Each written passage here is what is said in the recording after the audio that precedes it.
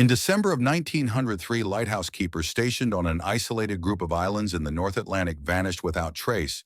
Was their disappearance the result of a freak accident, or was there something more sinister at work?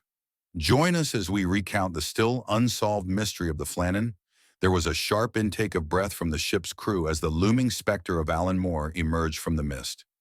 The towering cliffs of this small islet were an imposing sight to behold. No matter how many times one encountered them beneath their feet, the vibration of the engine seemed to dampen as the vessel slowed its approach. Standing at the prow, a lone figure kept his eyes fixed on the lighthouse, jutting from the summit of this brooding landmass, which was little more than a silhouette beneath the veil of fog. That in itself was a concern in these conditions. It should have been lit. The man's name was Joseph Moore, a lighthouse keeper from the Isle of Lewis.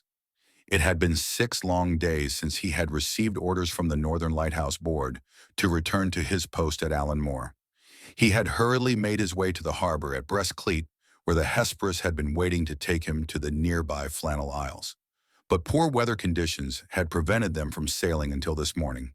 For him, the journey had been an anxious one. He had spent the majority of the trip in deep thought, pacing fore and after across the ship's deck. Any attempts to engage him in conversation had been met with little more than grunts or nods, and he had refused breakfast, taking only a few mugs of coffee for sustenance. The reports had clearly troubled him as soon as he had heard about the lighthouse, having been dark since the 15th of December. He'd had an unshakable feeling in the pit of his stomach that something had gone terribly wrong. It was not a possibility. He was quite ready to accept the 3 men stationed on the islet. Rising from the waves in front of him were not just his colleagues, they were his friends. As the ship approached the east side of the island, an ominous atmosphere descended over the scene. The Flannels had a haunting loneliness to them, at the best of times, somewhat punctuated by the fierceness of the seas around them. But on this morning, as the Hesperus came about, there was something else in the air, something not quite right. Captain Harvey had noticed immediately that the ensign was not flying on the flagstaff, and when Joseph Moore had also made the point that none of the provision boxes had been put out to be restocked, and that there was no welcoming party from either of the 3 men he had been sent to relieve. The eeriness was suddenly amplified beyond words. 3 long blasts on the ship's foghorns split the air as Harvey attempted to notify the lighthouse keepers of their arrival.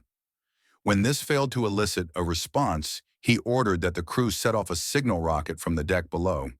But still there was no reply from the 3 men, save for the crashing of waves against the cliff faces and the cooing of seagulls overhead. An oppressive silence hung over the island in front of them, which sat heavy in the heart of Joseph Moore. A short time later, a crewman by the name of McCormick approached him.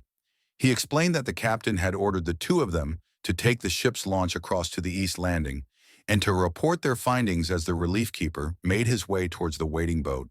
He couldn't have known it at the time, but he was about to step into one of the world's most haunting and enduring mysteries. Every day across the globe, people go missing in their thousands. Thankfully, most turn up alive and well, for others not so fortunate. Their remains are often found weeks, months, or even years later, having perished through misadventure or foul play. But every so often, there are cases in which the missing individuals are never to be seen or heard from again. They simply disappear into the vastness of the world we inhabit. Vanishings like this occur in both urban and rural settings, but in either case, there are often more obvious explanations after all.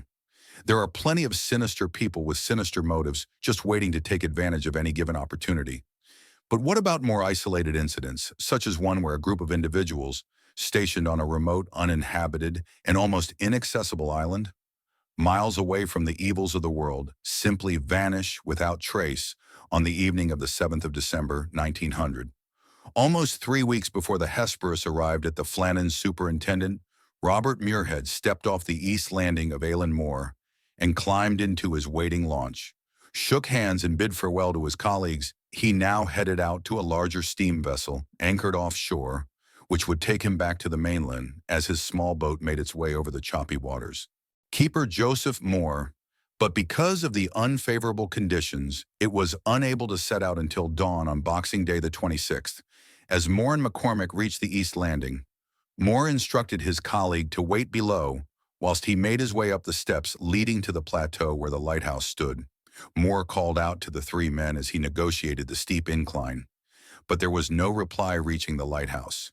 He found the entrance gate to the compound and main door. Both closed inside. Nothing appeared to be out of the ordinary. The lamps were cleaned and refilled. The beds were unmade as if the men had just awoken. The washing up was done, and there were cold ashes in the grate. After his initial observations, he spotted an overturned chair in the kitchen and then noticed that all the clocks had stopped, which only added to his concerns. Returning to the Hesperus, Moore relayed his findings to the captain, then made his way back up to the lighthouse with more men in the hopes of conducting a wider search at the east landing.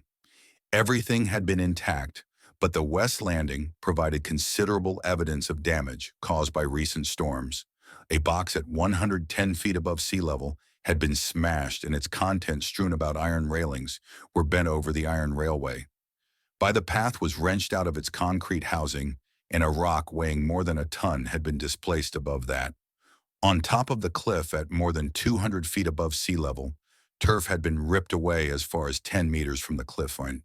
Further investigation revealed that the keepers had kept their log until 9 a.m. on the 15th of December, and their entries made it clear that the damage had occurred before their disappearance.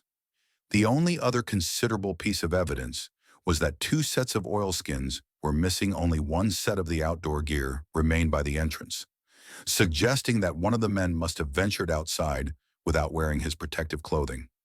This was surprising considering the severity of the weather on the date of the last log entry, and especially during a harsh North Atlantic winter of the keepers.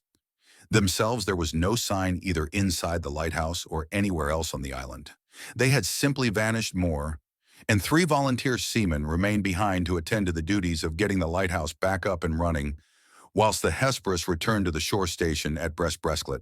From there, Captain Harvey sent a telegram to the Northern Lighthouse Board dated the 26th of December 1900 stating, "Dreadful accident has happened at the Flannans. The 3 keepers took at Marshall and the occasional have disappeared from the island." The clocks were stopped and other signs indicated that the accident must have happened about a week ago. Poor fellows, they must have been blown over the cliffs or drowned trying to secure a crane or something like that.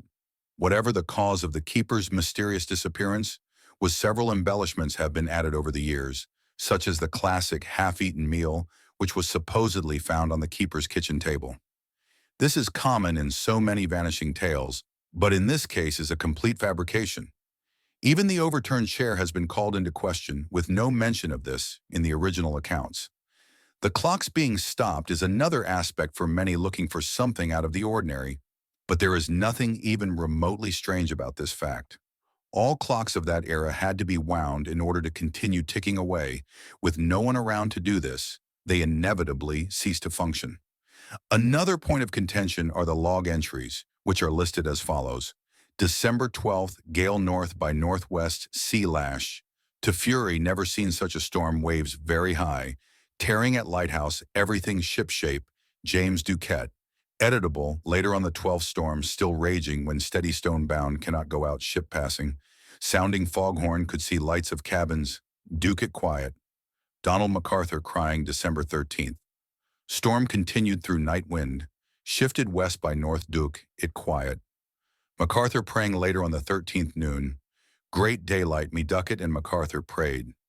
There was no log entry on the 14th. The final entry was supposedly chalked on a piece of slate, which would normally have been transferred to the logbook at a later time, December 15th, 1 p.m.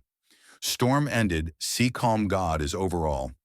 These entries would have made for disturbing reading, if not for the fact that they are mostly fictitious.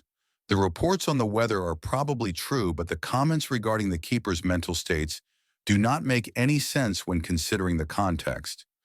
A Northern Lighthouse Board logbook is an official process-bound document. It is not a diary for an employee to record his personal thoughts, especially regarding other members of the team. It seems rather odd to suggest that Marshall would have written such statements about James Duquette.